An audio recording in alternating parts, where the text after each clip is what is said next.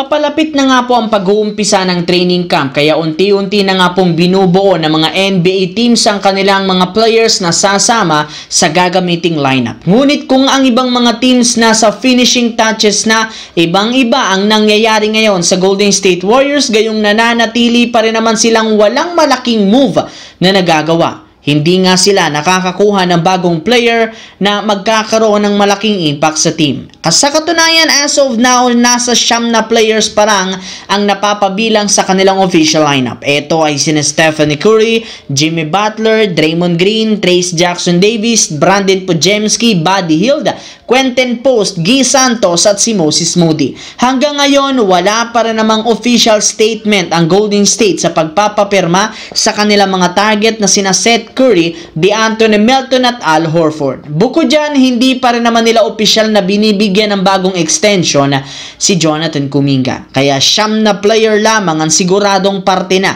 ng kanilang lineup. Samantala, ilang linggo ang natitira, masasaksihan na naman natin ang bagong record at history na magagawa ni LeBron James bilang kauna-unahang player na nakapaglaro sa NBA sa kanyang ika-23rd season. Siya nga ang pinakamatandang player sa history ng liga na naglalaro pa rin sa pinakamataas na level ng basketball.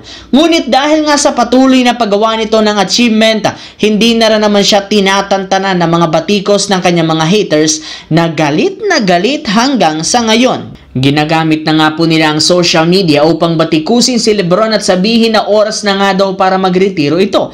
Ito na rin naman ang mismong rason bakit hindi nga daw nagkakampiyon ng team. Kapag tinanggal nga nila ito at mag-focus na lang kay Luka, sigurado nga daw na magkakampiyon. Ayon pa sa mga haters, sawang-sawa na rin naman nga daw ang liga kay LeBron kaya panahon na para umalis na. Subalit kahit anong pilit sa kanya ng mga haters, pinagtatawanan lamang niya ito sa pagsabi sa media na balak pa ni LeBron James na maglaro sa susunod na 2 hanggang sa 3 taon. Simula nang lumabas ang ganyang klaseng pahayag, mas lalo lamang nga pong nanggagalaiti ngayon ng mga haters, gayong maghihintay na naman sila ng matagal na panahon para sa downfall ni LeBron James. Samantala, dito naman, pagkatapos nga po ng PBA draft, nakafocus naman ang PBA ngayon sa pagbuo ng kanilang lineup para sa bagong season. Kaya expected ninyo na gagawa ang ilang mga teams ng signings at trade. At isa sa inaasahan dito ay ang Barangay Ginebra. Nagigil nga pong makahanap ng ipangpapalit sa mga umalis na player